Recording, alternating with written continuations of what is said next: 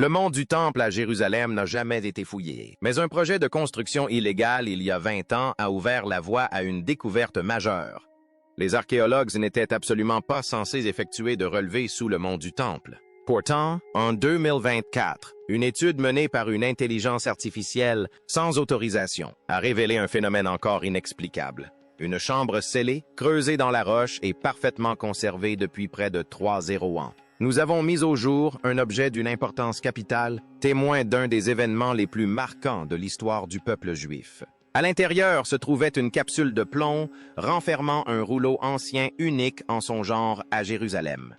Lorsque les experts tentèrent de traduire les premiers mots apparus, ils restèrent figés. Le message ne parlait ni de foi ni d'histoire. C'était un avertissement. Les fouilles interdites sous la montagne. Le premier signe que quelque chose de terrible se tramait provenait des scanners.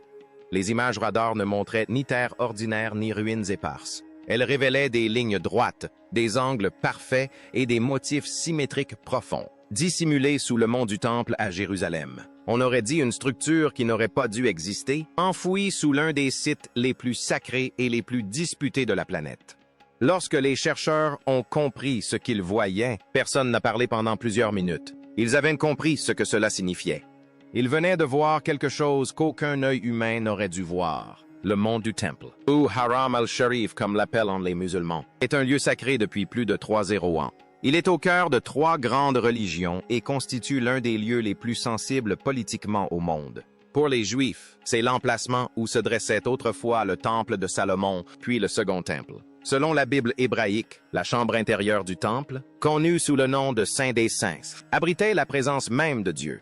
Pour les musulmans, c'est sur ce même lieu que le prophète Mahomet serait monté au ciel lors de son voyage nocturne, ce qui en fait l'un des sites les plus vénérés de l'islam. Même marcher sur le mont est interdit à de nombreux croyants juifs, car nul ne connaît l'emplacement exact du Saint des Saints. Y poser le pied par inadvertance serait un grave acte de profanation. Pour les musulmans, permettre à quiconque de creuser sous la mosquée Al-Aqsa ou le dôme du rocher serait une violation de leur foi et de leur attachement à l'histoire. C'est pourquoi aucune fouille n'a jamais été légalement autorisée sous le mont du Temple. À la fin du 19e siècle, l'explorateur britannique Charles Warren tenta de retrouver les vestiges du Temple de Salomon. Il utilisa des cordes et des torches pour descendre dans d'anciens tunnels d'eau entourant le mont, mais il lui fut interdit de creuser sous la plateforme sacrée elle-même. Ses travaux révélèrent des puits, des passages secrets et d'imposants murs de pierre, prouvant l'existence d'un monde complexe sous la surface de Jérusalem. Pourtant, il fut contraint de s'arrêter avant d'atteindre le mont. Cette limitation resta en vigueur pendant plus d'1 siècle. Les archéologues ne pouvaient que spéculer sur ce qui y était enfoui. Entre 2021 et 2024, une nouvelle génération de chercheurs a trouvé le moyen d'explorer le sous-sol du mont sans déplacer la moindre pierre. Ils ont combiné un géoradar qui envoie des ondes radio inoffensives profondément dans la Terre, avec une intelligence artificielle capable de traiter d'énormes quantités de données géologiques. L'IA a comparé des milliers de relevés modernes avec des cartes historiques établies par des géomètres britanniques il y a près d'1 siècle. Les premiers résultats se manifestèrent par de faibles formes floues, mais en quelques heures, des contours géométriques distincts apparurent sur leurs écrans. Il ne s'agissait pas de formations naturelles, mais de chambres artificielles enfouies à plus de 9 mètres sous la surface. Les motifs étaient trop réguliers, trop précis pour être autres. L'équipe a d'abord cru avoir découvert une autre strate de l'ancien système d'adduction d'eau de Jérusalem. Mais à mesure que les analyses se poursuivaient, l'IA a détecté des cavités complètement scellées. Aucun tunnel n'y menait, ni d'où qu'il s'en aille, et aucune trace d'intervention humaine n'était visible depuis près de 3 ans. Les données ont révélé un réseau de pièces construites directement sous l'esplanade du mont du Temple. Cela signifie que ces chambres sont antérieures aux agrandissements d'Hérode, à la construction du Second Temple, et peut-être même à l'époque du roi Salomon. Plus l'analyse était approfondie, plus l'image devenait précise. Il y avait là l'œuvre d'une conception intelligente. Les pièces étaient positionnées avec une précision mathématique, parfaitement alignées avec le mur oriental du mont du Temple. C'était comme si une structure entière avait été dissimulée sous le lieu le plus sacré de la Terre. Les chercheurs ont immédiatement compris le danger. Si la nouvelle de cette découverte venait à fuiter, elle pourrait déclencher un chaos religieux et politique. Le mont du Temple a déjà été le théâtre de violence. En 1996, lorsque les autorités israéliennes ont ouvert un tunnel à proximité du mont, cela a provoqué des émeutes meurtrières qui ont fait plus de 70 morts à Jérusalem et en Cisjordanie. Une simple rumeur concernant des fouilles souterraines suffirait à plonger la ville au bord de la guerre. Ce souvenir hantait les scientifiques tandis qu'ils analysaient les données radar. Ils savaient que si l'existence de chambres scellées sous la montagne était révélée, les conséquences pourraient être catastrophiques. Pourtant, les preuves étaient indéniables. Quelqu'un avait construit ces chambres et s'était assuré que personne n'y pénètre plus jamais. C'est ici, profondément enfoui sous le site le plus sacré de la Terre, que les archéologues allaient plus tard découvrir ce que l'on appelle aujourd'hui le rouleau secret. Mais avant même cette découverte, leurs scanners les menèrent à quelque chose d'aussi troublant. Un sanctuaire figé dans la pierre depuis 800 ans, attendant d'être découvert. Le sanctuaire qui n'aurait jamais dû exister. Lorsque les archéologues ont introduit la sonde de numérisation dans la chambre scellée, ils s'attendaient à trouver des décombres et le silence. Ce qui est apparu sur leurs écrans a stupéfié l'un des chercheurs principaux. La chambre n'était pas en ruine. Elle était intacte. Les murs, le sol et le plafond n'avaient pas bougé d'un pouce en plus de 2 ans. À l'intérieur, les capteurs ont capturé des images nettes d'hôtels, de bassins en pierre et de ce qui semblait être des outils rituels encore en place, comme si les fidèles étaient partis un soir pour ne jamais revenir. L'équipe a rapidement compris qu'elle se trouvait face à un sanctuaire parfaitement conservé, resté intact depuis le 8e siècle avant notre ère. Personne ne s'attendait à découvrir un sanctuaire souterrain entier caché directement sous le mont du Temple. L'imagerie détaillée a révélé 8 pièces communicantes, creusées avec précision dans le socle calcaire. Chaque pièce suivait un motif parfaitement symétrique, formant un agencement complexe qui ne correspondait à aucun plan connu des temples de surface de Jérusalem. Les autels présentaient des zones réfléchissantes denses, visibles sur les analyses radar et spectrales, suggérant la présence de résidus organiques durcis. Grâce à l'imagerie haute résolution, l'équipe a comparé ces relevés avec les données d'autres sanctuaires de l'âge du fer mis au jour. La correspondance numérique était quasi identique aux signatures de graisse animale et d'huile d'olive, 2 ingrédients connus des sacrifices antiques. Des traces d'encens ont également été détectées, ainsi que des noyaux d'olive broyés utilisés dans les lampes rituelles. L'état de conservation était stupéfiant. Tremblements de terre, conquêtes et siècles de construction en surface n'avaient pas endommagé ce complexe souterrain. C'était comme si le temps l'avait délibérément épargné. En examinant les reconstitutions numériques, l'équipe a réalisé que ces chambres représentaient une forme de culte effacée par l'histoire. Cette découverte remet directement en question les idées reçues.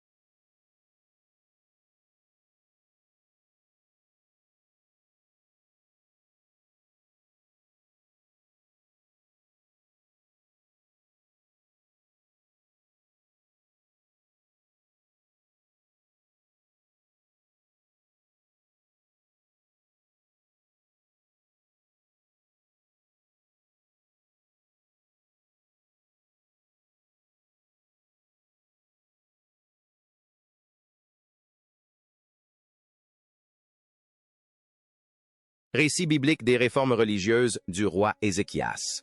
Selon les Écritures, Ézéchias détruisit tous les sanctuaires rivaux de Juda afin de centraliser le culte au temple de Jérusalem. La Bible précise qu'il fit abattre les hauts lieux, briser les colonnes sacrées et détruire les achérupoles pour éliminer les cultes locaux. Pourtant, ce sanctuaire nouvellement découvert sous le mont du Temple n'avait pas été détruit. Il avait été scellé. Les indices laissaient de penser qu'un membre du clergé l'avait intentionnellement caché plutôt que de le démolir. Les archéologues ont alors comparé le site à d'autres découvertes de l'ancien Juda. À Tellurad, un autre temple scellé, doté de 2 autels jumeaux, avait été mis au jour dans le désert. L'existence de ces 2 autels prouvait que plusieurs systèmes de culte coexistaient malgré les efforts officiels pour les supprimer. Des inscriptions découvertes à Cantilet Adrud, dans le désert du Sinaï, mentionnaient Yahvé et son Asher, indiquant que certains adeptes du judaïsme ancien vénéraient peut-être encore une figure divine féminine aux côtés de Yahvé. Ces découvertes ont contribué à éclaircir le mystère du mont du Temple. Le sanctuaire souterrain pourrait avoir appartenu à un système de croyances plus ancien, ayant survécu secrètement après les réformes d'Ézéchias. À l'intérieur des pièces se trouvaient des bassins rituels portant encore des traces de vin et d'huile. La révélation était stupéfiante. Cela signifiait que, tandis que le grand temple situé au-dessus servait la religion officielle, une autre foi, plus discrète, continuait de se pratiquer en dessous. Cela expliquait aussi pourquoi le sanctuaire avait été scellé plutôt que détruit. Les prêtres qui l'avaient caché cherchaient peut-être à préserver leur tradition face aux réformes, espérant qu'elles pourraient un jour renaître. Cela a complètement bouleversé notre compréhension de la Jérusalem antique. La religion n'était plus aussi unifiée ni aussi contrôlée qu'on le croyait auparavant. Pour les croyants, c'était profondément déstabilisant. Le mont du Temple avait toujours été considéré comme le lieu du culte pur. Mais ce sanctuaire révélait un monde religieux secret et divisé, qui se cachait juste en dessous. Parmi tous les objets rituels et les artefacts, un élément se distinguait plus que tout autre. Au centre du sanctuaire se dressait une immense pierre dressée, immuable, qu'aucun roi n'avait osé détruire. La pierre dressée qui a défié le roi. La pierre mesurait près de 3 mètres de haut, taillée dans un seul bloc de calcaire qui, miraculeusement, était resté parfaitement droit malgré des siècles de tremblements de terre et de guerre. Il s'agissait manifestement d'une massaba, une ancienne pierre dressée que les premiers Israélites utilisaient comme symbole de la présence divine. Ce qui stupéfiait tout le monde, ce n'était pas sa taille, mais le fait qu'elle soit encore là. Selon la Bible, le roi Ézéchias avait ordonné la destruction de toutes ces pierres lors de ses réformes religieuses. Pourtant, celles-ci avaient survécu, scellées sous le mont du Temple, intactes pendant près de 300 ans. L'équipe a amélioré les images radar grâce à l'analyse spectrale. Les données ont révélé de faibles traces minérales, suggérant que la surface de la pierre avait été recouverte d'un composé métallique.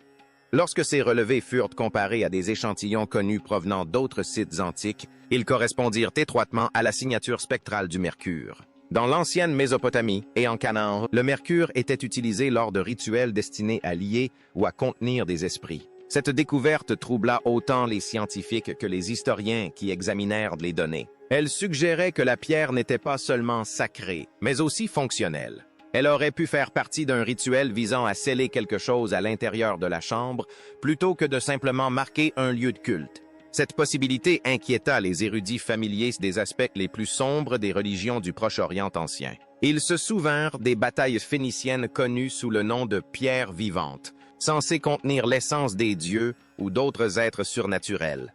Des objets similaires avaient été découverts à Byblo et à Carthage, où des prêtres effectuaient des offrandes pour contenir la force divine contenue dans la pierre. Si la Massaba située sous le mont du Temple remplissait une fonction analogue, cela pourrait signifier que le sanctuaire n'était pas un lieu de culte, mais un espace de confinement. La pierre ne représentait peut-être pas le Dieu d'Israël, mais une entité bien plus ancienne et dangereuse que les prêtres étaient incapables de détruire. Les exégètes bibliques ont commencé à établir des liens entre cette découverte et plusieurs passages énigmatiques des Écritures. Le livre d'Isaïe décrit des êtres déchus précipités sur terre et enfermés par ordre divin. Genèse 6 évoque les héros d'autrefois punis et enchaînés. Plus tard, des textes juifs comme le livre d'Hénoch décrivent des veilleurs scellés sous les montagnes pour avoir désobéi à Dieu. L'idée que la pierre levée puisse faire partie d'une structure destinée à contenir un élément lié à ces traditions anciennes suffisait à inquiéter même les théologiens les plus aguerris. Cela laisse supposer que les réformes d'Ézéchias ne se limitaient pas à la simple élimination des sanctuaires rivaux. Elles pourraient avoir inclus le scellement de force que ces prêtres croyaient réel. Certains historiens ont relevé une troublante coïncidence. En 701 avant notre ère, lors du siège de Jérusalem par l'armée assyrienne, les archives historiques mentionnent que les prêtres d'Ézéchias accomplissaient des rituels secrets dans les cours du temple pour protéger la ville. La nature de ces rituels est restée inconnue. Mais le sanctuaire scellé et sa pierre dressée semblent aujourd'hui apporter un éclairage. Peut-être les prêtres n'avaient-ils pas prié pour la victoire. Peut-être renforçaient-ils un sceau qui existait déjà sous la montagne. La pierre aurait pu faire partie de ce système de défense, une barrière destinée à contenir ce que l'on croyait vivre en dessous. Craignant ce qui se cachait encore plus profondément, l'équipe moderne se tourna à nouveau vers ses analyses d'IA, espérant que la couche de données suivante apporterait des réponses. Au lieu de cela, ce qu'elle découvrit ensuite ne fit qu'empirer les choses. La chambre du gardien. Début 2024, l'équipe de recherche a activé la nouvelle phase de son exploration du mont du Temple. Le système Radar, doté d'une intelligence artificielle, a commencé à transmettre des données inédites. L'écran s'est d'abord brouillé. Puis, des contours géométriques précis ont commencé à se dessiner profondément sous les couches rocheuses. La révélation suivante a plongé la pièce dans un silence stupéfait. Sous le sanctuaire caché qu'ils avaient déjà cartographié, l'IA a détecté une chambre parfaitement circulaire, creusée directement dans la roche. Son diamètre était de 3 mètres exactement, et ses parois semblaient polies et lisses, sans aucune trace de dommage ou d'effondrement. La structure était totalement étanche, sans tunnels ni passages y étant reliés, ce qui rendait son existence presque inexplicable. La précision de la chambre a stupéfié ingénieurs et archéologues. La courbure harmonieuse et l'alignement sur les points cardinaux témoignent d'un savoir-faire avancé. Selon tous les documents connus, les bâtisseurs de Jérusalem en 700 avant notre ère ne disposaient pas des outils nécessaires pour tailler la pierre avec un tel degré de précision. On n'y trouvait aucune trace de ciseaux ni de motifs de découpe primitifs caractéristiques des constructions anciennes. L'édifice semblait avoir été conçu avec une technologie bien en avance sur son temps. Le système d'IA a également détecté des couches distinctes au sein de la structure. La couche extérieure était une coquille d'une densité inhabituelle, tandis qu'à l'intérieur se trouvait un vide hermétique. Au centre de ce vide, plusieurs objets solides semblaient disposés symétriquement autour d'une pièce centrale plus imposante. L'agencement paraissait délibéré, comme si les bâtisseurs avaient soigneusement disposé chaque élément selon un plan secret. L'équipe crut d'abord avoir enfin trouvé le légendaire Saint des Saints, mais la découverte suivante prouva leur terrible erreur. À mesure que l'image s'affinait, d'étranges marques apparurent le long de la paroi incurvée. L'IA les identifia comme une forme primitive de paléo-hébreu, l'une des plus anciennes écritures connues de la région. Les linguistes traduisirent les mots presque instantanément. Le message était court et glaçant. Ici, le gardien montait la garde. N'ouvrez pas. L'équipe resta silencieuse. Personne ne comprenait pourquoi une chambre sacrée sous le mont du Temple porterait un tel avertissement. Les inscriptions anciennes louaient généralement Dieu ou décrivaient des offrandes. Celle-ci sonnait comme une menace. À l'intérieur de l'espace scellé, au centre se dressait un grand bassin de pierre taillé dans un seul bloc de roche. Autour du bassin gisaient de petits objets ressemblant à des lampes à huile. Leur forme, inhabituelle et plus simple que celle des objets connus des périodes de construction de temples, laissait supposer qu'ils appartenaient à une époque bien plus ancienne. L'imagerie spectrale a révélé des traces de substances à l'intérieur du bassin. On y a trouvé des particules de plomb et de mercure, deux éléments associés dans les cultures anciennes, à des rituels de protection et de purification destinés à piéger ou neutraliser les forces spirituelles. Les analyses chimiques ont également mis en évidence de faibles résidus d'encens fabriqués à partir de plantes comme la mandragore et la jusquiame, connues dans l'Antiquité pour leurs effets sédatifs et hallucinogènes. Ces matériaux n'avaient aucun lien avec le culte ordinaire. Ils étaient associés à la protection et à la retenue. Les historiens n'ont comparé ces découvertes avec d'autres textes anciens. Le livre d'Enoch décrit des veilleurs, des êtres divins emprisonnés sous terre. Les mythes mésopotamiens évoquent des entités scellées par des prêtres à l'aide de métaux sacrés. Même le manuscrit de la mer morte mentionne un gardien de la fosse, chargé de protéger ceux qui ont défié le ciel. Les similitudes étaient frappantes. Quel que soit le but de cette chambre, elle n'était pas destinée à accueillir le divin, mais à retenir quelque chose. L'IA a effectué une modélisation acoustique pour simuler la propagation du son à l'intérieur de la chambre circulaire. Les résultats ont accentué l'effroi. La chambre était conçue pour piéger les vibrations, emprisonnant l'énergie. Elle fonctionnait presque comme un ancien coffre-fort insonorisé. Tous les indices convergeaient vers la même conclusion terrifiante. Il ne s'agissait pas d'une chambre de temple, mais d'une cellule de prison construite pour enfermer quelque chose qui ne devait jamais être libéré. Les chercheurs ne pouvaient aller plus loin sans briser le sceau, ce qui était hors de question. Les autorités religieuses et les représentants du gouvernement ont rapidement restreint l'accès à toutes les nouvelles données. Le site a été classifié en quelques jours, mais un détail continuait de circuler parmi les scientifiques ayant examiné les images. Sous le bassin, le radar révélait une petite capsule métallique. Elle semblait contenir un objet enroulé serré. Cet objet allait bientôt être connu sous le nom de rouleau secret, le parchemin qu'il ne fallait jamais lire. Caché sous des couches de calcaire et de sédiments compactés se trouvait une petite capsule métallique. L'IA l'identifia comme un récipient cylindrique en plomb, enchâssé dans une enveloppe de pierre et de résine durcie. Son scellement était d'une précision extraordinaire.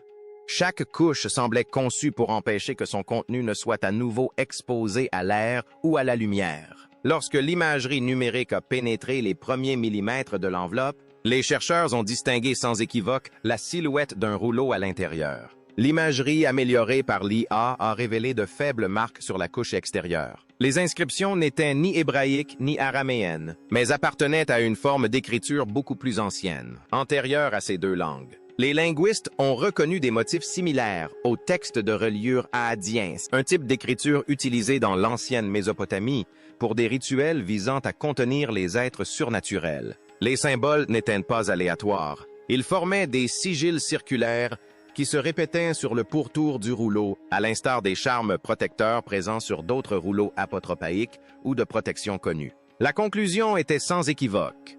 Il ne s'agissait pas d'un document ou d'un message destiné à être lu. Ce lien soulevait de sérieuses questions. Les matériaux de la mer Morte dataient de la même période, mais cette capsule semblait bien plus ancienne. Même à travers les couches de métal, l'imagerie révélait la faible texture des fibres de papyrus encore intactes, protégées par la densité du plomb et l'absence d'oxygène. Le haut du rouleau portait un symbole qui surprit les chercheurs qui l'examinèrent. Elle ressemblait beaucoup à celle trouvée sur le célèbre rouleau de cuivre de Qumran, un texte qui recensait les trésors cachés des temples. Mais cette version ne parlait pas de trésors. Il contenait 3 mots écrits dans un dialecte archaïque. La traduction disait « Sceau des profondeurs ». Personne ne pouvait expliquer le sens de cette phrase, mais l'association du plomb, de la résine et du langage rituel semblait indiquer un seul et même but. Il s'agissait d'un sceau, non d'un message. Lorsque les traducteurs commencèrent à travailler sur les parties visibles de la couche extérieure, ils ne parvinrent à déchiffrer que quelques lignes avant que le scanner n'atteigne ses limites. La phrase la plus distincte disait « Quand la lumière brisera le sceau, la main du gardien tombera ». Au-delà, le boîtier métallique bloquait toute imagerie. L'équipe essaya plusieurs fréquences de balayage, mais les couches de plomb et de résine étaient trop denses pour permettre une exploration plus profonde. Toute tentative d'augmentation de la puissance risquait d'endommager le rouleau lui-même, les fouilles étant interdites et aucun échantillon physique ne pouvant être prélevé. Le reste du texte demeura totalement illisible. Les archéologues avaient atteint les limites de ce que la technologie pouvait révéler sans danger. La nouvelle de la découverte se répandit rapidement parmi les autorités religieuses et toutes insistèrent pour que le rouleau reste scellé. Pourquoi? Ils ont peur de l'ouvrir. Après les premières tentatives de traduction, le projet fut discrètement abandonné. Les données furent verrouillées, les coordonnées de la chambre classifiées, et chaque scientifique impliqué aurait signé de nouveaux accords de confidentialité sous supervision. Officiellement, le site présentait des risques structurels et politiques. Mais en réalité, il se tromait autre chose. Les autorités religieuses avaient lancé le même avertissement. Elles affirmaient que toute atteinte au sceau pouvait rompre le pacte de confinement. Personne ne savait précisément ce que signifiait cette phrase, mais cela suffit à interrompre toute analyse ultérieure. Des fuites ont rapidement commencé à circuler au sein du petit groupe d'érudits ayant examiné les scans bruts. Selon eux, des linguistes avaient déchiffré quelques mots supplémentaires sur les bords endommagés des rouleaux. Ces fragments mentionnaient les « déchus dormant sous Sion ». Cette référence a provoqué une onde de choc dans les milieux religieux et universitaires. Dans la tradition biblique, les « déchus » désignent les Néphilim, êtres mystérieux décrits dans la Genèse 6, comme les enfants d'entités divines et d'humains. Des textes postérieurs indiquent qu'ils furent emprisonnés dans les ténèbres jusqu'au jugement. Si le rouleau était véritablement un texte contraignant faisant référence à ces êtres, cela signifiait que le mont du Temple aurait pu être construit à l'endroit même où ils avaient été scellés. Les érudits ont eu du mal à en saisir les implications. Certains ont avancé l'hypothèse d'un lien avec le livre des géants, l'un des manuscrits de la mer Morte décrivant les Néphilim attendant leur châtiment sous terre. D'autres ont évoqué des sources mésopotamiennes plus anciennes mentionnant les Anunnaki, divinités ou esprits puissants, bannis aux enfers pour avoir défié les dieux supérieurs. Ces parallèles étaient troublants. Les langues différaient, mais le récit était identique. Des êtres divins ou semi-divins enfermés sous terre, gardés par des protecteurs. L'expression « le gardien monte la garde », tirée de l'inscription de la chambre, semblait soudain plus littérale que symbolique. Si ce lien s'avérait exact, les conséquences culturelles seraient considérables. Le mont du Temple est le lieu le plus sacré du judaïsme, du christianisme et de l'islam. Si l'on découvrait que ses fondations n'étaient pas un sanctuaire, mais une structure servant à enfermer quelque chose d'ancien et d'interdit, le choc serait sans précédent. Tous les grands systèmes de croyances fondés sur la sainteté de la montagne seraient plongés dans la crise.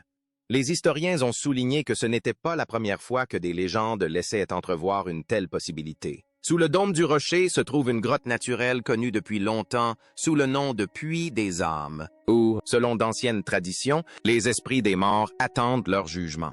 Les écritures éthiopiennes mentionnent des fosses ininoènes sous des montagnes sacrées où les veilleurs étaient enchaînés. Même les textes islamiques décrivent le mont comme un lieu entre les mondes, où ciel et terre se rencontrent. À travers les cultures et les époques, la Terre sainte a souvent été associée à l'idée de sceller ou de protéger quelque chose de puissant. À l'heure actuelle, le rouleau repose scellé sous le socle rocheux de Jérusalem, gardé par le silence, la crainte et la foi elle-même. Mais si le sceau venait à se briser, l'humanité pourrait enfin découvrir la raison pour laquelle le mont du Temple a été construit non pas pour glorifier le ciel, mais pour contenir l'enfer. Que pensez-vous de ce rouleau secret? Laissez un commentaire ci-dessous. Merci d'avoir regardé.